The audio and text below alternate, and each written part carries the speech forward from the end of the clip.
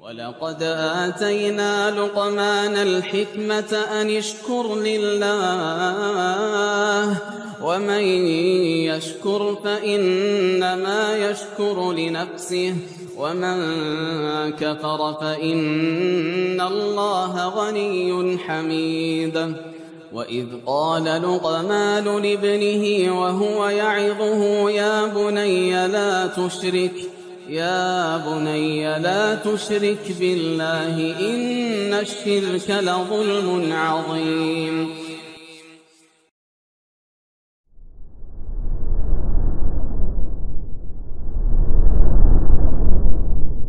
بسم الله الرحمن الرحيم. السلام عليكم ورحمة الله وبركاته.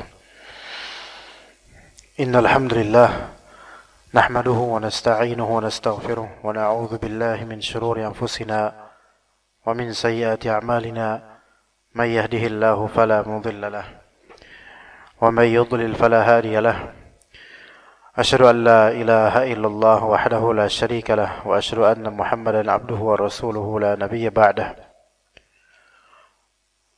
يا أيها الذين آمنوا اتقوا الله حق تقاته ولا تموتن إلا وأنتم مسلمون. يا أيها الناس اتقوا ربكم الذي خلقكم من نفس واحدة وخلق منها زوجها وبث منهما رجالا كثيرا ونساء واتقوا الله الذي تساءلون به والأرحام إن الله كان عليكم رقيبا. يا أيها الذين آمنوا اتقوا الله وقولوا قولا سديدا يصلح لكم أعمالكم ويغفر لكم ذنوبكم ومن يطيع الله ورسوله فقد فاز فوزا عظيما. فإن أصدق الحديث كتاب الله وخير الهدي هدي محمد صلى الله عليه وسلم وشر الأمور محدثاتها وكل محدثة بدعة وكل بدعة ضلالة وكل ضلالة في النار. أما بعد. Para jemaah sekalian rahimakumullah, pembahasan kita di fikih keluarga kali ini pembahasan sesuai dengan varian bidangnya yaitu fikih. Kita akan membahas keringanan dalam berumah tangga. Keringanan yang dimaksud di sini adalah ar-rukhsah. Rukhsah. Ya, dispensasi atau keringanan syariat yang berkaitan dengan fiqhul usrah, yaitu fikih berumah tangga. Dan mungkin dua permasalahan yang akan kita angkat jawabannya sudah kita ketahui bersama. Jawabannya sudah kita ketahui bersama ringkasnya. Tetapi di sini Anda menginginkan adanya tafaqquh, yaitu mendalami fikih dan khazanahnya sehingga bisa mereguk faedah yang lebih besar bahwa saya di balik pembolehan itu ada hikmah dan di balik rukhsah kadang-kadang ada khilafiyah di antara ulama yang ternyata masing-masing memiliki alasan yang kadang-kadang kita menganggap bahwasanya hukum ini rukhsah dan dibolehkan, tapi ternyata ada ulama yang tetap mengharamkan, dan ternyata yang mengharamkan itu sesuai dengan konteks yang berlaku sekarang. Misal, itu bisa terjadi. Bisa aja terjadi. Ala kulli hal, rukhsah dalam fikih berumah tangga, permasalahan yang akan kita angkat ada dua saja, jika memang waktunya cukup. Dan nanti kalau misalnya ada pertanyaan sebenarnya dipersilahkan, ikhwan. Kalau ada pertanyaan dipersilahkan di kertas atau mungkin mau nanya langsung, tafadhal, gak masalah insyaallah nanti kita bacakan yang berkaitan dengan masalah fiqhul usrah, fikih rumah tangga dan hukum-hukumnya. Kita akan mengangkat dua pembahasan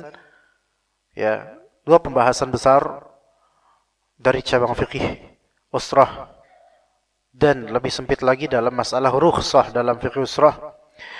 Yang pertama masalah nazar. Ya, nazar seseorang terhadap calonnya atau terhadap perempuan yang dia inginkan, itu yang pertama. Yang akan kita kupas nanti insyaallah masalah nazar.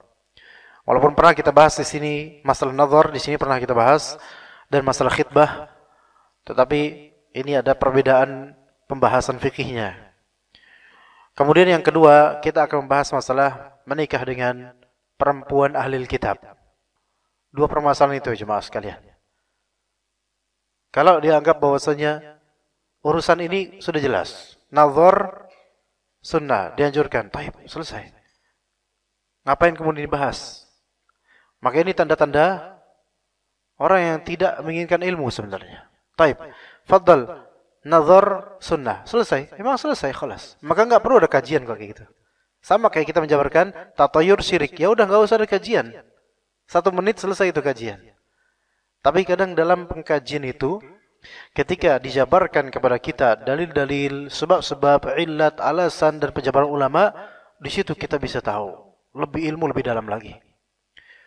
Ya, kemudian yang kedua, masalah apa? Masalah menikah dengan ahli kitab, perempuan ahli kitab. Ya, hukumnya ya boleh, tapi selesai. Tapi kita tidak selesai di situ tanpa mengetahui dalil, hujjah dan perkataan para ulama serta alasan mereka. Jadi dua itu jemaah sekalian. Rukhsah. Ya, rukhsah itu keringanan dari syariat Allah Azza wa Jalla. Yang mana rukhsah ini juga membutuhkan dalil. Dan rukhsah itu bukan hanya di masalah makanan. Misalnya kalau kita nggak ada makanan lagi di hutan, kita makan ular sebagai rukhsah. Oke. Rukhsah itu bukan hanya di masalah wudu, dirukhsahkan menjadi tayamum misalnya. Atau di masalah salat menjadi qasar atau jama'. Rata-rata rukhsah yang kita kenal ya berputar di situ-situ aja. Di bulan Ramadan, Safar, boleh tidak berpuasa, rukhsah. Iya, rukhsah. Dan lain-lain dari rukhsah yang kita kenal. Ternyata dalam fikih keluarga pun ada rukhsah. Di beberapa hal disebut oleh ulama, poin-poin ini adalah rukhsah. Di antara dua tadi kita sebutkan. Yang mana rukhsah itu asal hukumnya tidak boleh.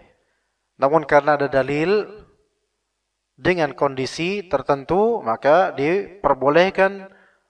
Walaupun kadang-kadang diperbolehkan, tetapi makruh itu kadang-kadang seperti itu. Taib, kita mulai dari masalah pertama, nazar. Yaitu nazarnya seorang rajul, seorang pria kepada makhtubah, yaitu perempuan yang pengen di khitbah. Ya, masalah hukum nazar. Apa hukum nazar? Ya, di antara cabang permasalahan nazar yaitu apa hukum nazar kepada makhtubah, yaitu perempuan yang ingin dilamar. Ya. Memang ada dua pendapat di antara ulama. Pendapat pertama dan kedua. Namun pendapat kedua ini tidak dianggap. Kalau pendapat yang pertama, sepakat ulama, jumhur ulama, bahwasanya nazar itu disyariatkan bagi orang yang ingin menikahi seorang perempuan. Disyariatkan berarti ada syariatnya. Dan ini keumuman para ulama. Dari ulama Hanafiyah, Malikiyah, Syafi'iyah, Hanabilah. Sampai Ibnu Qudamah rahimahullah dalam kitab Al-Mughni menyebutkan kesepakatan ulama akan syariat nazar. Jadi nazar itu ada yang syar'i dan ada yang ghairu syar'i. Nazar yang syar'i,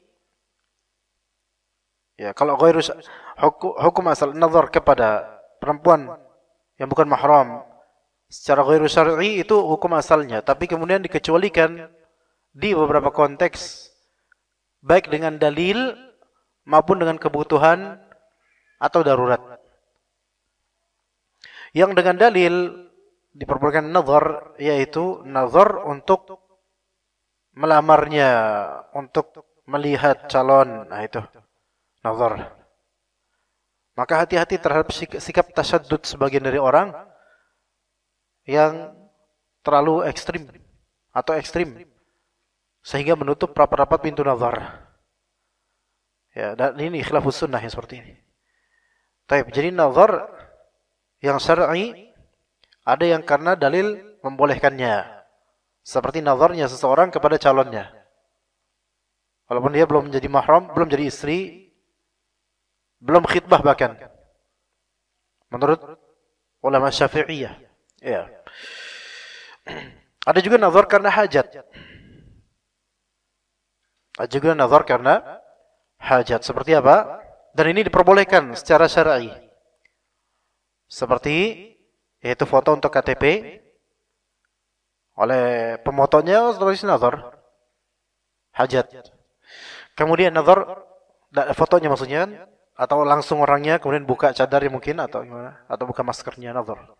Tapi ini nazar yang bukan dimaksud gitu loh. Nazar karena hajat bukan maksudnya untuk dia nazar, tetapi karena ada hajat. Nazar untuk nikah juga ada hajat, tetapi ini ada dalilnya khusus. Adapun nazar untuk bikin KTP nggak ada dalil khusus, nggak ada di zaman Nabi KTP nggak ada.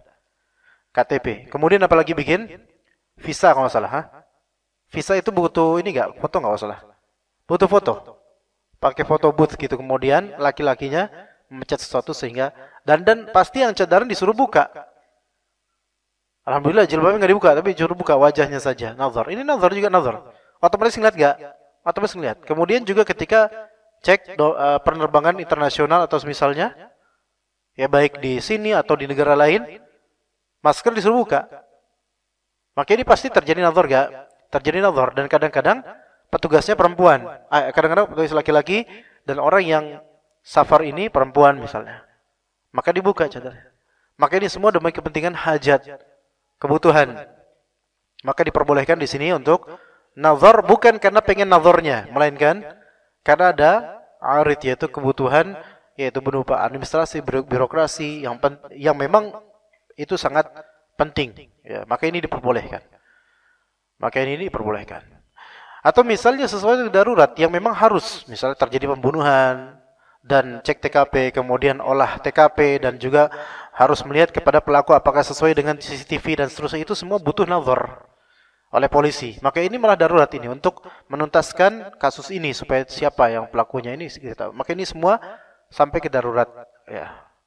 Untuk mengetahui penjahatnya atau pelakunya. Tapi itu bukan maksudnya untuk nazar.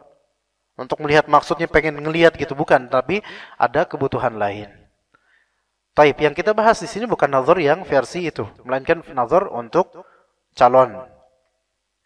Nazar untuk calon. Hukumnya masyru', disyariatkan. Ya, dalilnya apa?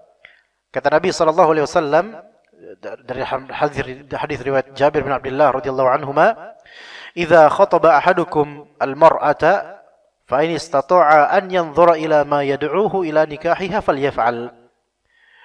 Jika seorang dari kalian pengen mengkhitbah, pengen melamar atau pengen menikah dengan seorang perempuan, maka di sini fa in istata'a, jika dia mampu untuk melihat ila ma yad'uhu ila nikahiha, melihat kepada hal yang mendorong dia untuk menikahinya, maka hendaklah dia lakukan, yaitu lakukanlah nazar supaya dia terdorong untuk menikah dengannya.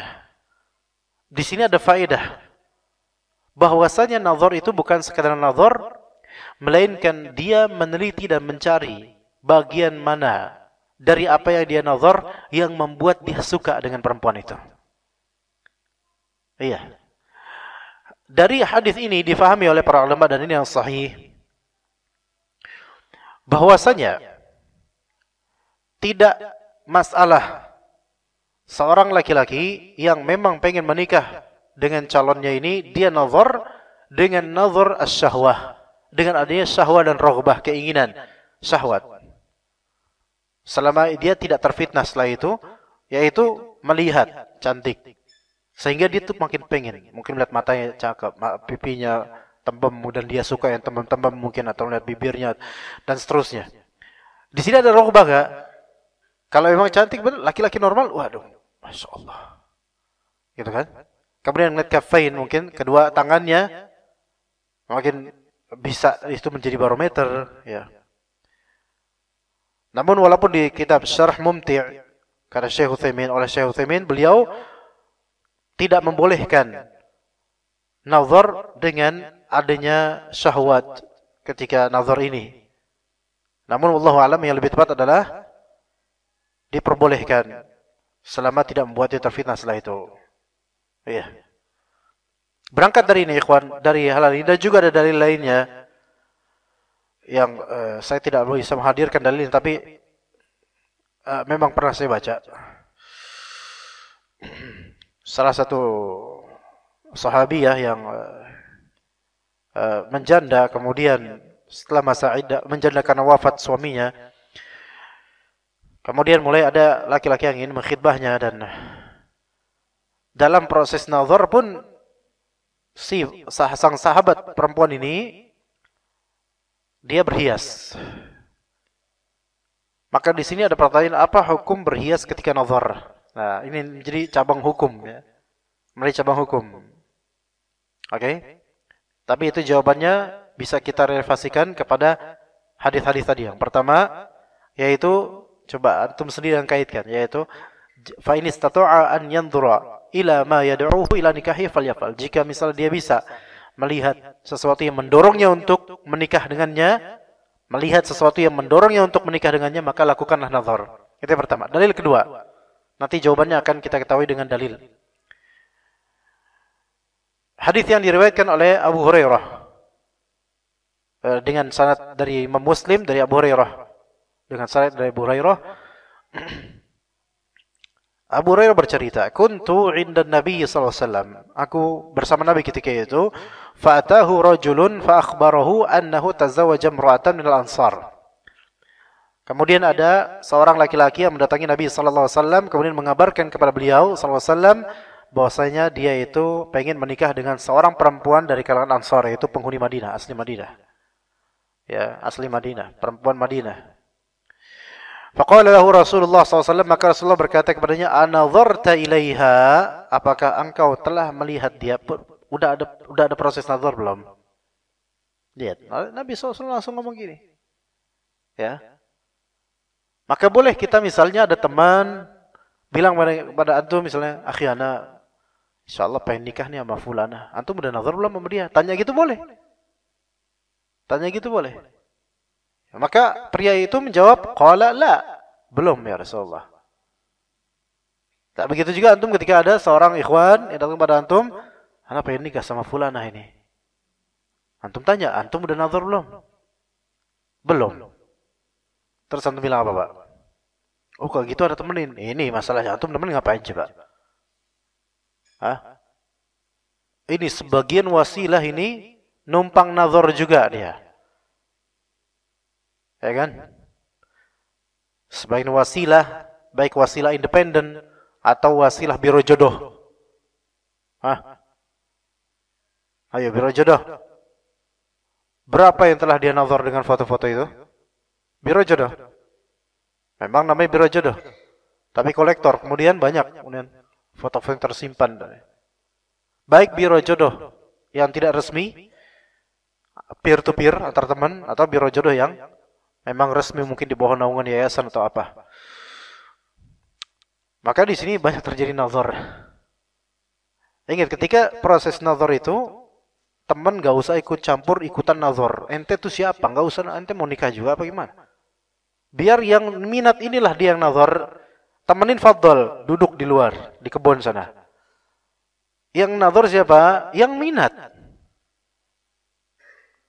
Nah, kalau yang minat ini, saya nggak minat deh, buat antum aja, gantian nazar. Nah, itu boleh mungkin. Tapi kalau itu memang pengen nikah dengannya, ya. Tapi jadi Nabi SAW tanya, anadharta ilaiha, apakah engkau telah melihatnya dalam melakukan proses nazar? Belum ya Rasulullah. Maka apa kata Rasulullah? Fadhhab, fanzur ilaiha, pergi kamu, nazar sana kepadanya. Ini perintah Nabi SAW. Perintah Nabi SAW. Berarti ini bukan sebatas mubah. Kadang ini imma ditafsirkan sebagai kewajiban, imma ditafsirkan sebagai sunnah. Dan yang lebih tepat adalah sunnah. Yang lebih tepat adalah sunnah. Ya. Fanzur ilaiha, nazar kamu. Fa inna fi a'yunil ansari syai'a, karena di matanya perempuan Ansar itu ada sesuatu. Kenapa Rasulullah SAW menyuruh nazar, dan kenapa kemudian Rasulullah SAW seperti memberikan alasan supaya disyaratkan nazar, supaya apa? Melihat ada sesuatu di mata mereka. Ayo, yaitu supaya engkau melihat sesuatu yang bakal engkau suka dari dia. Gitu ya. Makanya kalau misalnya nazar kemudian, nazar sekali. Udah sekali aja lah, udah nggak usah. Langsung tutup dia habis itu. Itu enggak nazar itu namanya. Itu sifat kilat gitu. Coba ukhti buka cadarnya. Cocok gitu. Itu kan bakhil banget kayak paling cantik aja. Cobalah bukalah semenit aja. Semenit ya. Semenit. Sambil nunduk itu malu. Ya dilatih, ditatap gitu sampai diperhatikan gitu. Tapi emang bakal grogi memang kalau misalnya akhwatnya memang pemalu grogi. Habis itu udah ya, udah 1 menit. Ya. Terus minta lagi, coba tolong buka lah, saya pengen lihat lagi. Baru tadi 1 menit doang. Afwan nggak bisa. Ini benar nggak? Salah. Karena justru sunnah Nabi SAW. Kalau yang pria ini bukan mau main-main, maka di sini lihat, fanzur ilaiha, lihat dia, mesti melihat dengan mata kepala, ya, kepadanya. Sesungguhnya di matanya orang Ansar ini, pemuda Ansar, ada sesuatu yang bisa kamu sukai lah gitu. Sebagaimana hadis sebelumnya, kalau misalnya dia bisa melihat apa yang mendorong dia untuk nikah, berarti kan kecantikan, hal yang dia sukai. Misalnya ada sebagian laki-laki itu suka perempuan yang gino, misalnya yang gemuk gitu, yang dulu di Arab dulu, di zaman Nabi SAW, perempuan yang gemuk itu favorit, disukai. Iya. Kalau untuk malam hari, mereka lebih hangat tubuhnya. Perempuan gemuk lebih seperti itu. Iya. Maka dilihat, mungkin, wah ini bagus pipinya misalnya. Ini kok dicubit, enak nih kalau dicubit. Daripada yang, apa namanya, yang kayak gini baru. Apa tuh? Tirus atau apa namanya? Yang kosong ini itu yang, ya bukan langsung pipit, itu malah bagus itu. Kempot, yang kempot, iya, iya. Boleh nggak kita memperhatikan itu? Kalau memperhatikannya untuk membuat kita tuh tertarik, ini baru yang saya cari ini. Mana yang bisa saya cari supaya saya tuh semakin suka sama dia? Iya itu tujuannya supaya makin pengen gitu sama dia sehingga ayo menikah gitu loh. Iya, kalau misalnya nih saya buka 5 detik ya Mas ya. Nih. Dah 5 detik Mas. Ya salam 5 detik. Ya ukhti, gimana 5 detik ya? Tangannya coba buka sarung tangannya. 5 detik ya Mas ya? 5 detik. Ya bakhil nih minta ampun orang. Ini enggak sesuai dengan perintah Nabi SAW karena tujuannya adalah supaya Anda wahai pria menemukan sesuatu yang membuat Anda makin tertarik. Makin tertarik. Bismillah, ayo nikah. Ya. Kemudian akhirnya sahabat itu pergi lagi untuk nazar. Balik lagi kemudian sahabat itu lapor kepada Nabi. Qad nazartu ilaiha. Ya Rasulullah, saya sudah nazar ya Rasulullah. Oke, kalau begitu, ala kam tazawwajta? Berapa mahar engkau nikah? Mau nikah nih berapa maharnya nanti? Maka kemudian kata pria tersebut, arba'u uwaq. Arba'u uwaq itu 1 auqiyah itu 40 dirham ketika itu. Maka kalau dikali 4 berarti 160 dirham. Ya. Ya tentu dirhamnya bukan dirham versi sekarang ya sepertinya karena ya Allah alam berapa banyak, besar, tapi itu besar, 160 dirham besar ketika itu, besar. Maka kemudian kata Nabi SAW,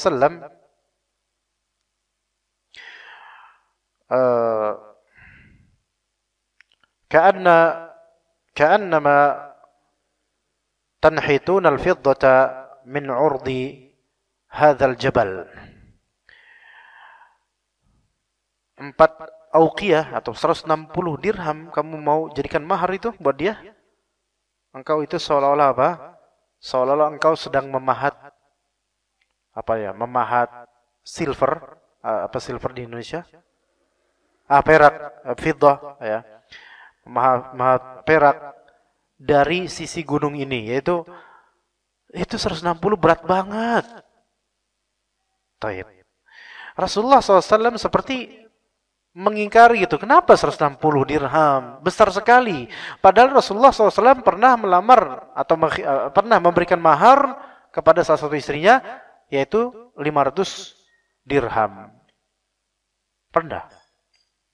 Lah ini 160 dirham, Rasulullah SAW kemudian gede banget. Ada apa ini?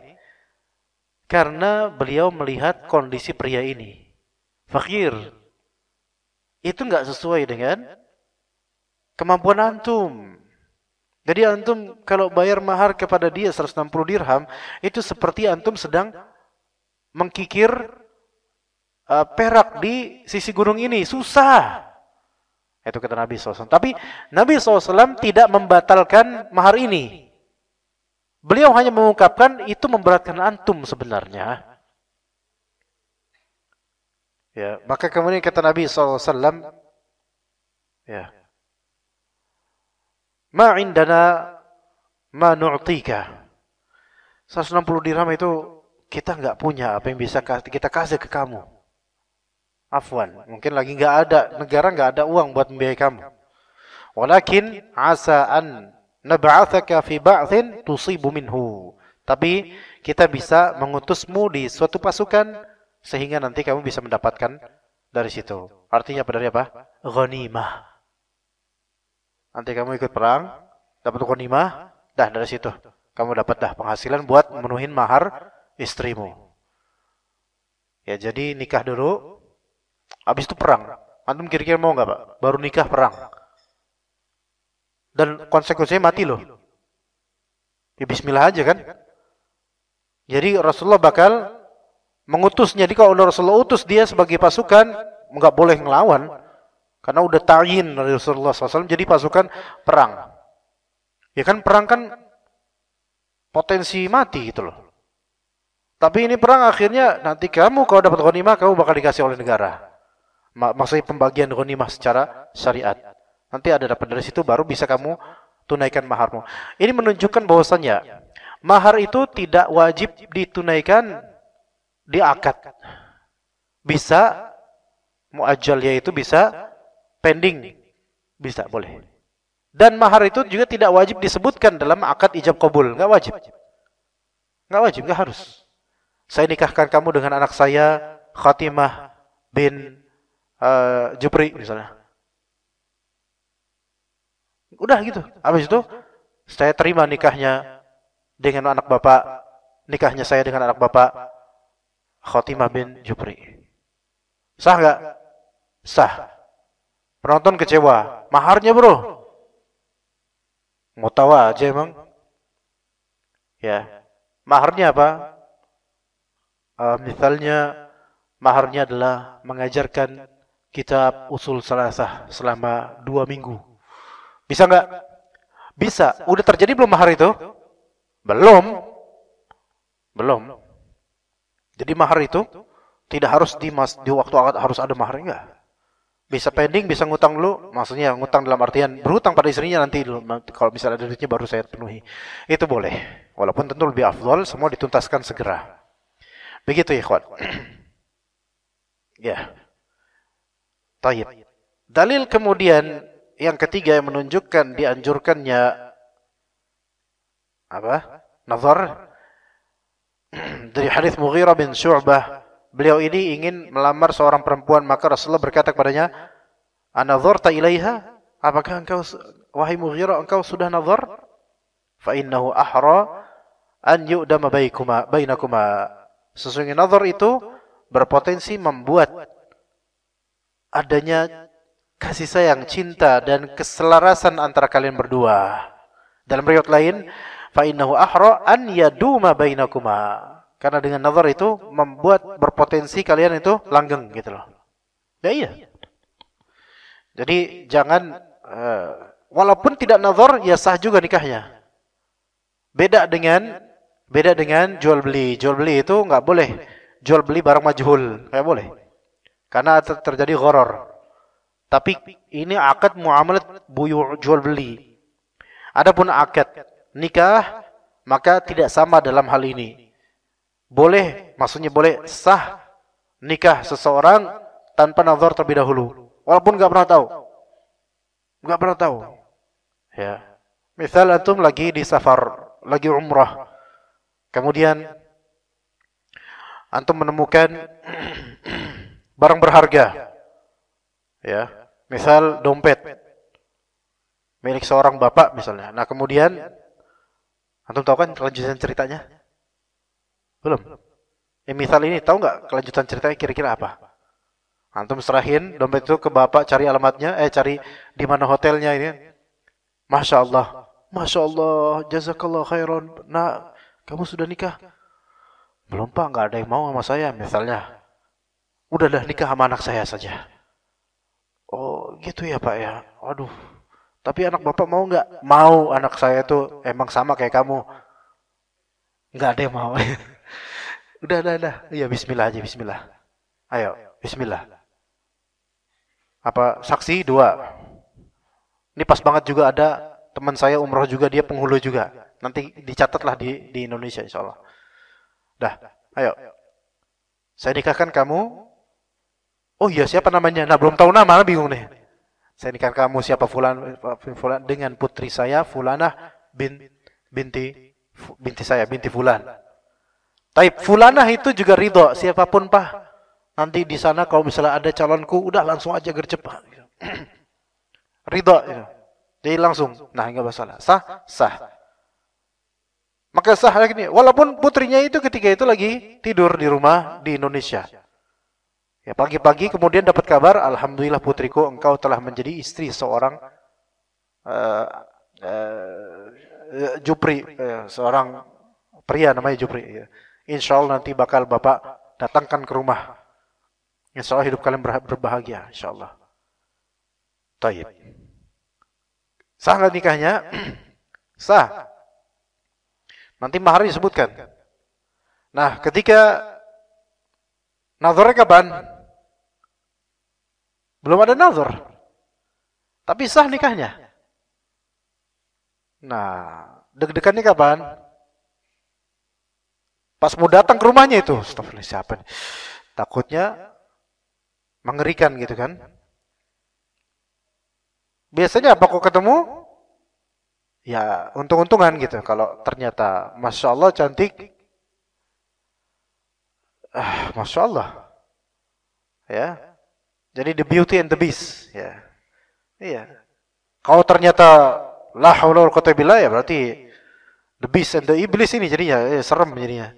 Ya ala kulli hal, kalau memang langgeng ya udah. Kalau misalnya cantik alhamdulillah. Kalau ternyata ya salam pak, kok saya dapat yang begini pak? Ya Allah, saya nggak nyari begini. Ternyata masya Allah, qadarullah seperti itu wajahnya, fisiknya kekurangan dan seterusnya.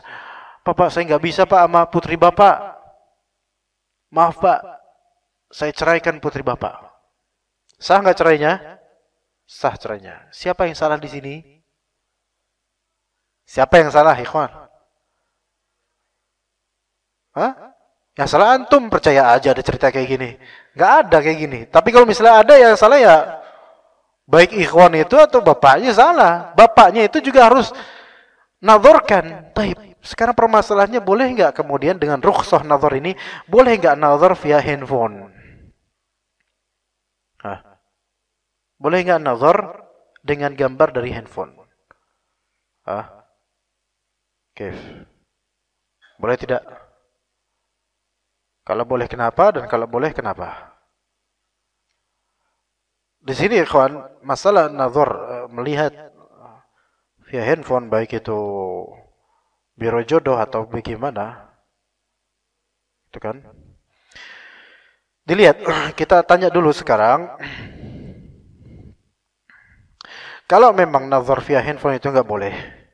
Nggak bolehnya itu karena perbuatan nazarnya atau karena kekhawatirannya, gitu loh. Paham nggak? Apakah perbuatan nazarnya via handphone itu yang perbuatan nazar secara zat nggak boleh, atau karena adanya kekhawatiran setelahnya? Paham? Fitnah maksudnya. Misal fotonya di save atau gimana gitu kan? Maka yang benar adalah sesuaikan pada rinciannya. Ya, kalau memang antum menginginkan nikah dengannya atau ada keinginan untuk dengannya dan antum butuh nazar, misal dinazarkan dengan oleh teman wanitanya misalnya, ini dia kayak gini orangnya, wajahnya kayak gini, oh kayak gitu. Atau dengan saudaranya, ini wajah adik saya, ya lihat gitu, boleh nggak? Boleh, karena tidak disyaratkan nazar. Nazar tidak disyaratkan dengan sepengetahuan si perempuan. Nggak harus. Paham nggak di sini, kawan?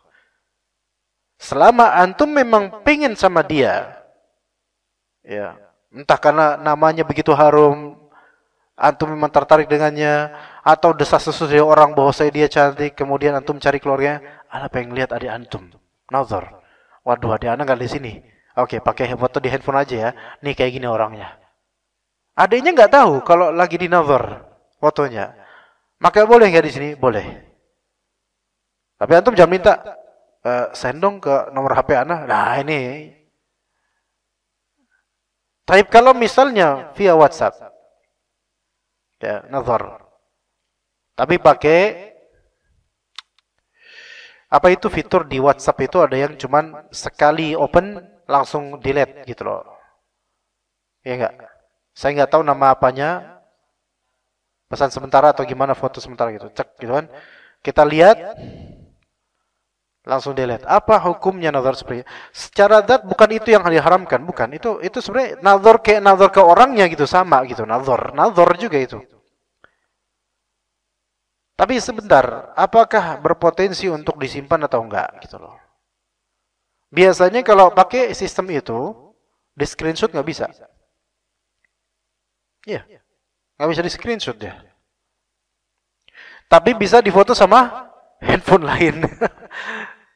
Ya, anak bukan berarti ngasih tahu caranya, bukan ya, bisa kayak gitu. Itu dikhawatirkan. Tapi masalah melihatnya itu kalau emang dia pengen padanya, melihatnya untuk mentarghib dirinya untuk mendapatkan, maka itu nggak masalah, nggak apa-apa. Supaya dia tambah yakin. Ingat di sini ikhwan, ini yang kadang fikih semacam ini. Kalau kita pakai kaidah manhajiyah gitu saja, nggak boleh semuanya, nggak boleh. Apa-apa nggak boleh semua. Nazar lama-lama nggak boleh. Lama-lama nazar tuh dipersempit gitu loh.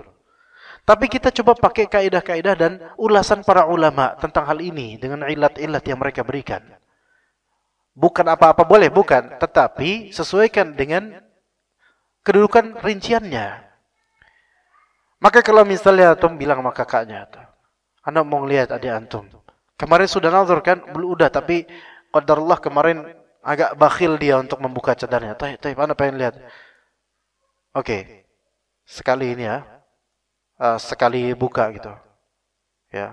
Atau dia sekali buka, sekali ngirim, kemudian berapa detik langsung dihapus oleh kakak. Dia langsung dihapus fotonya. Itu bisa. Untuk mentarghib. Ingat sekali lagi, nazar itu tidak harus dengan sepengetahuan perempuan yang nazar. Yang mengatakan bahwa saya nazar itu harus dengan sepengetahuan dia. Apa dalilnya? Apa dalil khusus tentang pelarangan itu? Apakah ada? Ini masalah muamalah, bukan masalah ibadah.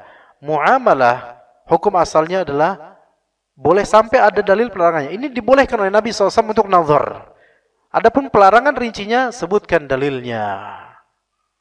Ya, tapi memang berpotensi untuk di screenshot atau sama. Nah, itu yang berbahaya. Nah, ulama-ulama seperti Syekh Utsaimin rahimahullah, ya seperti Syekh Utsaimin seperti melarang tajmil. Tajmil itu bersolek atau berhias untuk dinazar. Berhias untuk dinazar. Apa hukum berhias untuk dinazar? Ini juga perlu fikih untuk memahami ini.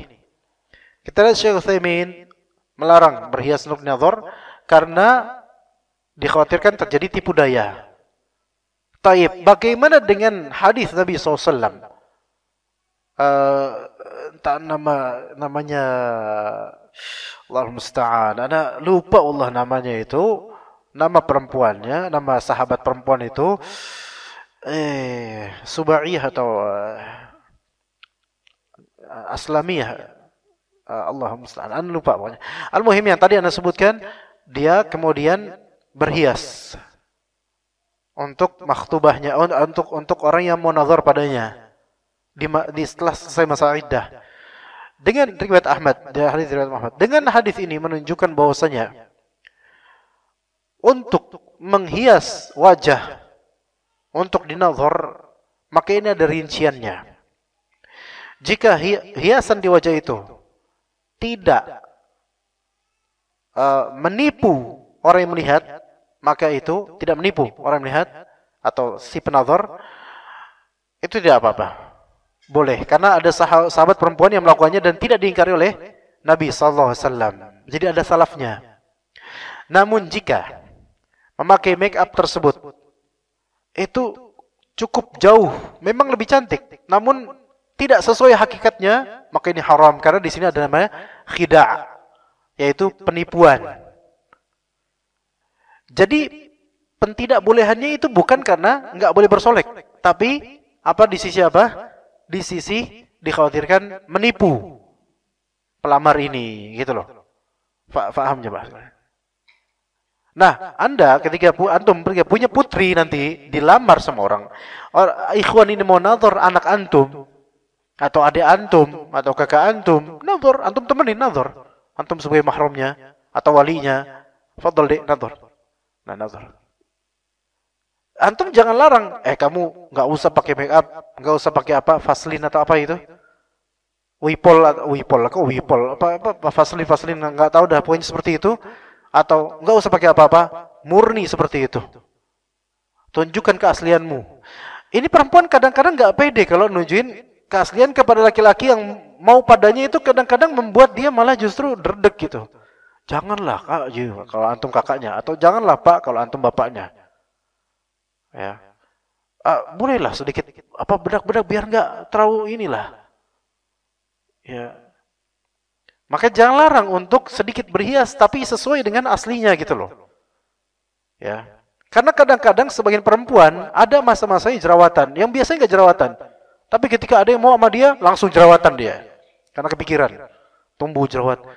Biasanya nggak jerawatin lagi jerawatan. Boleh nggak menutup jerawatnya? Kalau memang dia biasanya nggak jerawatan, maka dia boleh tutup. Karena memang biasanya nggak begitu gitu loh. Beda kalau misalnya dia punya tompel di pipi. Kita poles pakai apa gitu biar nggak kelihatan tompelnya. Nah ini nggak boleh. Ini ghish, khida, curang, nipu. Ini nggak boleh. Jadi bukan mempercantiknya nggak boleh di sini. Karena apa? Nabi SAW itu menyuruh nazar supaya engkau lebih terdorong, untuk menyukainya. Berarti wajar dong kalau misalnya perempuan ketika dinazar dia berhias sedikit supaya semakin kelihatan baik gitu loh. Paham nggak ikhwan? Lah kalau kelihatan kayak belum mandi, apa adanya lah, ya namanya apa adanya udah gitu-gitu aja dah. Ya kelihatan ketika melihat nazar, ya salam kata, kok kayak gini ya? Saya kira cantik itu apa adanya. Ini apa adanya, aku apa adanya mas. Kadang laki-laki juga berpikir dia apa adanya, berarti dia kayaknya nggak suka bersolek ini. Nanti gimana kalau misalnya di rumah tangga ngeliat istri apa adanya, pulang kerja capek apa adanya, rambut gimbal, isinya kecoa, apa adanya kelas. Ya nggak gitu kan.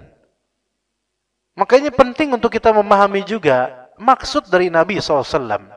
Nazar itu supaya apa? Supaya engkau tuh lebih tertarik kepadanya. Kan untuk nikah, makanya nggak boleh nazar. Kalau bukan untuk nikah nggak boleh nazar itu aslinya, nggak boleh. Atau nazar menjajakan apa gimana? Menjajak nazar gitu. Ya, belaga jadi tukang parkir gitu kan.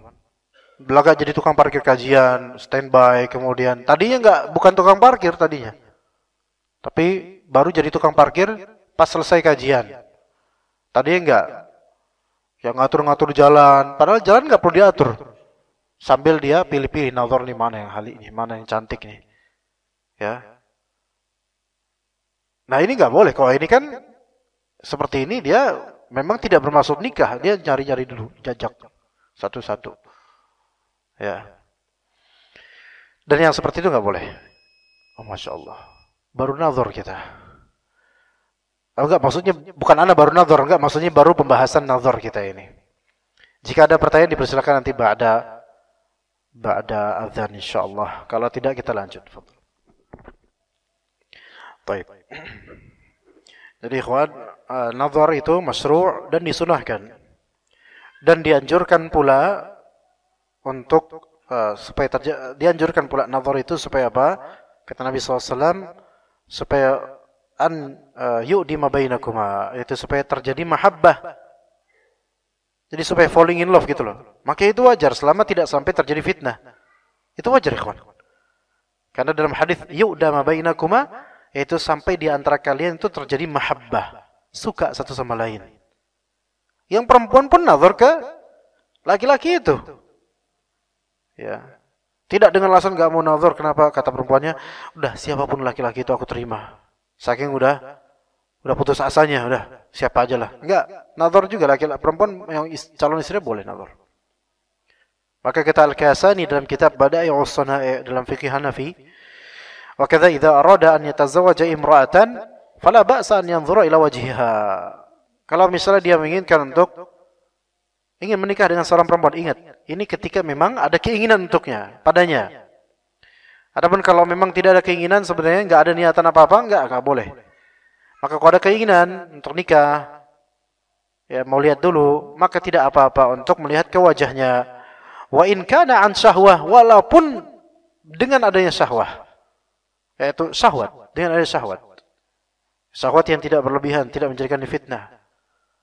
Ya. Li'anna nikaha ba'da taqdimin nazar adallu 'ala al-ulfati wal muwafaqati ad-da'iyati ila tahsilil maqasid. Karena menikah setelah didahulukan sebelumnya nazar, itu nikah seperti itu lebih menunjukkan gerbang pernikahan kepada apa? Ulfah, kasih sayang, al-muwafaqah, dan juga saling bersama gitu. Yang itu akan menjelurkan kepada hal yang diinginkan nanti, punya anak dan seterusnya. Ya. Dan ada ceritanya seorang ikhwan nikah dan tidak ada nazar sebelumnya. Setelah nikah beberapa hari kemudian cerai mereka. Enggak tahu dah, mungkin karena menyesal karena enggak nazar sebelumnya. Begitu ikhwan. Ya. Jadi treknya seperti itu. Ketika misal kita punya adik, anak, kakak atau bibi dan mungkin kita walinya atau mahramnya, boleh calonnya untuk nazar padanya. Dan kalau memang misal ada dua kemungkinan, perempuan yang nazar itu bercadar atau tidak. Kalau tidak bercadar, antum bisa melihat dari jarak jauh bisa. Tidak bercadar, misalnya dia pegawai toko atau mungkin dia pulang kajian atau dia muskilnya kok sama temennya itu. Ya, ternyata mungkin ada yang lebih dia suka daripada dirinya, yaitu temannya, misalnya itu bingung. Maka kalau misalnya dia sendiri jalan di mana melihat, oh ini dia nih si fulana, maka boleh kalau memang ada keinginan untuk menikah dengannya. Tapi itu secukupnya sampai dia yakin, sampai dia benar-benar pengen. Kalau dia udah benar-benar pengen, berazam, maka khalas, enggak perlu nazar lagi. Nikah. Maka perhatikan juga yang pernah Anda sampaikan di sini adalah nazar itu boleh berulang-ulang sampai dia tamam yakinnya, sampai dia suka benar-benar boleh. Tapi dengan nazar cara yang benar, ya. Ya begitu. Seperti itu boleh.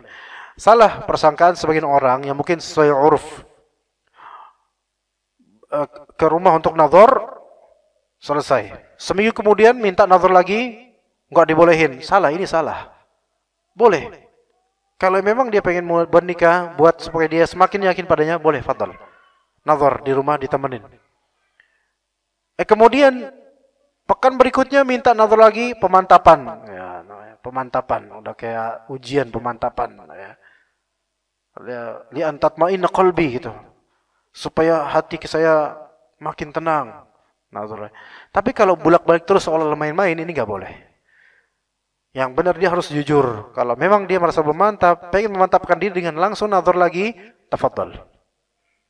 Begitu ikhwan. Kadang-kadang sebagian orang di uruf kita, ya mungkin ikhwan sunnah atau keluarga sunnah misalnya, Masya Allah, Calonnya balik lagi, nazar balik. Mungkin bagi sebagian kita, antum bulak-balik pengen ngapain sih, pengen kencan apa? Jangan digituin. Kalau memang alasan dia adalah supaya saya pengen lebih mantap lagi melihat dia, maka ini nggak masalah. Para fuqaha nggak mempermasalahan seperti ini, ikhwan. Begitu. Kecuali kalau antum melihat indikasi ini pria ini cuma main-main, ya harus ada bukti indikasinya seperti itu, maka tegasin aja antum sebenarnya yakin mau nazar atau cuma pengen main-main doang gitu. Begitu ya ikhwan sekalian. Baik, di sini ada pertanyaan nggak ikhwan untuk masalah ini? Fadhal. Melihat dalam keadaan fadhal boleh. Melihat dalam keadaan sehari-hari boleh. Taib. Sebagian ulama berpendapat ketika hajat nazar ini terwujud, yaitu dia berhajat untuk ingin menikahinya, ingin menyukainya, maka dia posisinya itu seperti mahram. Maksudnya bukan seperti mahram. Dia diperbolehkan melihat seperti mahram melihatnya gitu loh. Faham? Yaitu hal yang biasa dilihat sehari-hari oleh mahram terhadapnya, yang bukan aurat besar. Makanya sebagian ulama membolehkan melihat dalam proses nazar, melihat ke rambutnya, kemudian ke lehernya, kemudian ke kaki dan betis. Tapi untuk sampai segitu itu minta izin sama dia, bukan kita merenggut ini, enggak. Ya. Baik dengan pengetahuannya atau tidak dengan pengetahuannya. Sebagaimana tadi kita katakan nazar itu dengan pengetahuannya atau tidak diketahui olehnya, itu boleh. Kecuali Daud Al-Zahiri, perkataannya batil, yaitu semua jasadnya boleh kita lihat dalam proses nazar. Nah, ini batil. Enggak ada ulama yang ikut dengan mazhab ini, yang seperti ini, pendapat seperti ini. Begitu. Cuman kalau tanpa sepengetahuannya, ikhwan, gimana? Ya kita kan yang mungkin udah kenal sunnah tahu yang kita inginkan adalah akhwat yang sudah berjilbab besar, cadar, ya nggak bakal kelihatan rambutnya. Tapi misal ada seseorang di antara kita, dia tertarik kepada fulanah, tapi fulanah ini memang tidak berjilbab, misal, dan itu tidak baik nikah dengan yang seperti itu, walaupun sah. Maka untuk meyakinkan dia nazar, wah rambutnya bagus ini, insyaallah dia bagus, lehernya bagus. Tetapi tentu bukan suatu kebaikan dia nikah dengan perempuan yang seperti ini. Udah ngaji, tapi nikah sama perempuan seperti ini dengan nanti kalau misalnya udah selesai, udah nikah, aku akan mendidiknya, akan aku bimbing gitu, supaya bercadar. Mas, dia berjilbab aja belum bisa, suruh bercadar. Enggak ada yang mustahil bagi Allah. Betul. Antum mati sekarang juga enggak mustahil. Tapi kan realistis saja. Antum carilah yang lebih simpel gitu loh. Stok akhwat yang bercadar dan baru hijrah itu banyak. Kenapa antum cari yang lebih low daripada yang Allah sediakan yang lebih high? Begitu ya. Jadi wallahu alam sebaiknya seizinnya. Ya, karena kalau kita cari akhwat yang bercadar kemudian kita pengen lihat rambutnya tanpa seizinnya, berarti antum harus ngapain dong? Harus ngintip lah, gimana caranya ngetahuin rambutnya? Gak boleh seperti itu. Kalau misalnya ngintip itu kan ini orang ngapain dia kayak gini kan? Berarti ke rumahnya minta izin, ukhti, anak mau lihat rambut kamu. Ya. Emang kenapa mas? Ya kan Nabi SAW menyuruh kita nazar untuk sesuatu yang membuat kita makin tertarik sama kamu gitu loh. Katakan dalil, kalau bisa hafalin nih dalilnya sebelum nazar, biar tegak hujah atasnya gitu. Ini dalilnya ada ini, 3 dalil bahkan. Nah, kemudian mungkin dia buka ini. Masya Allah, ya ukhti ini sesuai dengan keinginan saya. Ya rambutnya lurus, tegap, bagus gitu.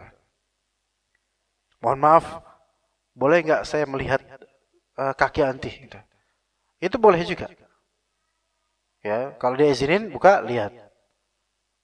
Kenapa mas kok lihat kaki? Mau belikan sepatu buat kamu nanti. Ya, alasan aja.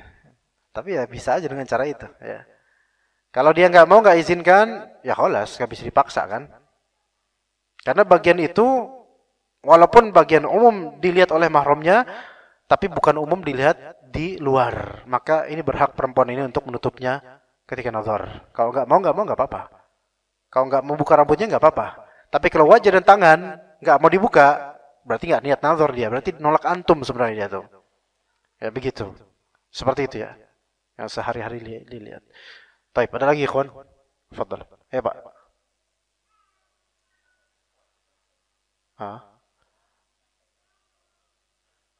Ada luka. Rumah tangga tidak baik. Taib. Apakah diwajibkan untuk memberitahukan luka yang dikhawatirkan nanti akan menyebabkan retaknya hubungan rumah tangga gitu ya? Luka itu kan aib ya.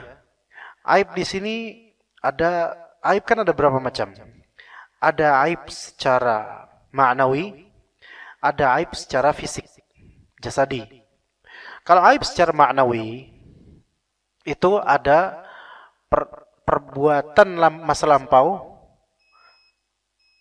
Kita bahas bulan depan nih Pak.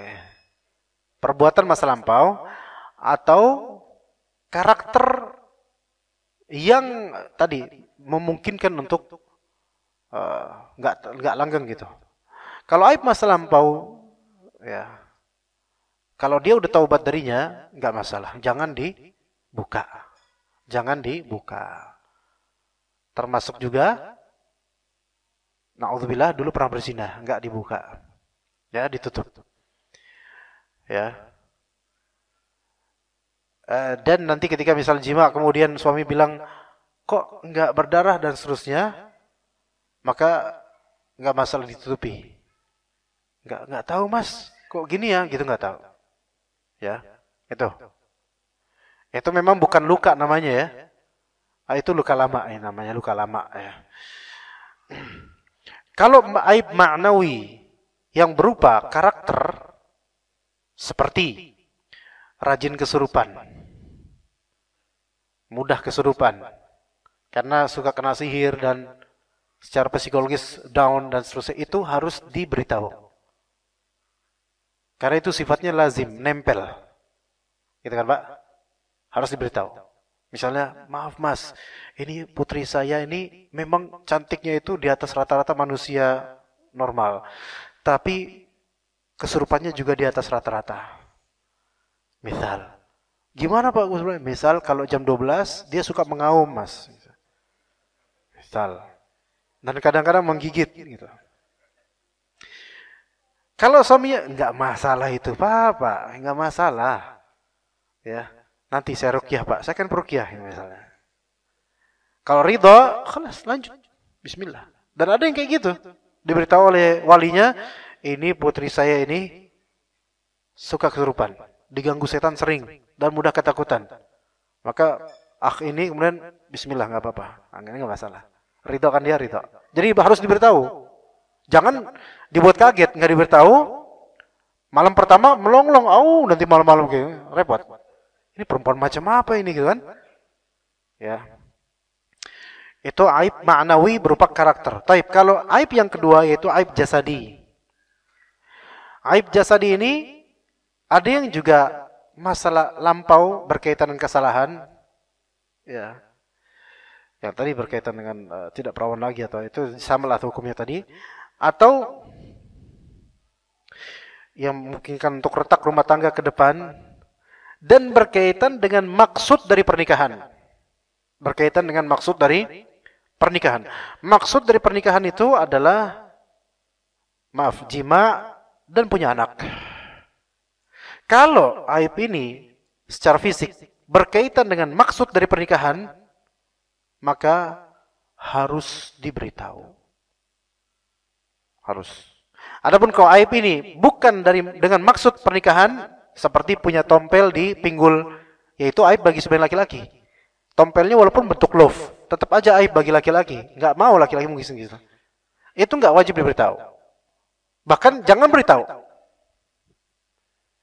Iya, jangan beritahu. Kalau beritahu pasti down itu. Ya, kok diberitahu sih Pak, saya punya tompel situ misalnya. Ya. Maaf gitu ya. Atau bagian tubuhnya misal ada bekas koreng. Ini kan nggak berkaitan dengan maksud pernikahan. Apa tadi maksud pernikahan? Yaitu jima dan punya anak. Itu. Ya. Taib. Nah, kalau misalnya aibnya adalah tertutup bagian vagina untuk masuknya zakar, harus diberitahu. Nggak boleh nggak diberitahu, nggak boleh, harus diberitahu. Atau berkaitan dengan vaginanya lah, yang afwan ya, agak farjnya, kemaluannya, memang ada aib di situ.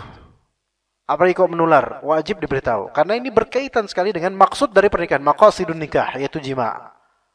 Atau aibnya adalah kemandulan, wajib diberitahu. Ini putri saya mandul. Loh, kok Bapak tahu? Ya nggak tahu, saya juga nggak tahu. Gimana Pak, kok bisa divonis mandul? Mungkin dulu diceraikan karena divonis mandul. 5 tahun nggak punya anak, akhirnya periksa ke dokter, ternyata divonis mandul, diceraikan. Maka ketika itu harus beritahu, maaf nih putri saya dulu divonis mandul.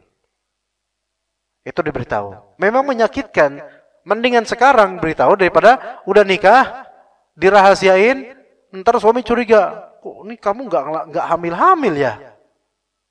Dulu waktu kamu diceraikan karena apa sih? Maaf mas, baru sekarang nih saya kasih tahu karena mandul. Nah ini nggak boleh. Pasti laki-laki itu merasa apa? Ditipu oleh keluarga dan dia gitu. Gitu ya. Jadi aib fisik yang berkaitan dengan maksud dari pernikahan seperti jima dan punya anak harus diberitahu. Adapun yang sifatnya itu topping atau tambahan atau ya mungkin ada bekas baret ya di punggungnya atau ada tato misalnya di pusternya misalnya, itu nggak harus diberitahu, biarkan dia kaget dengan sendirinya ya gitu. Kalau toppingnya banyak ya itu nasib lah, mau gimana lagi ya. Ana juga bingung juga, mudah-mudahan Ana nggak dipertemukan dan antum nggak dipertemukan yang seperti ini. Kalau toppingnya banyak dan mengganggu keberlangsungan hidup rumah tangga dia, ya itu perlu diberitahu sih, memang berlebihan gitu, perlu diberitahu. Seperti itu. Ya. Baik. Ada lagi jemaah? Cukup insyaallah ya, sampai sini aja. Insyaallah kita ketemu lagi untuk fikih keluarga insyaallah pada bulan depan. Jazakumullah khair jaza. Wassallallahu ala nabiyyina Muhammad wa ala alihi washabbihi ajma'in. Subhanakallahumma wa bihamdika asyhadu an la ilaha illa anta astaghfiruka wa atubu ilaik. Wassalamualaikum warahmatullahi wabarakatuh.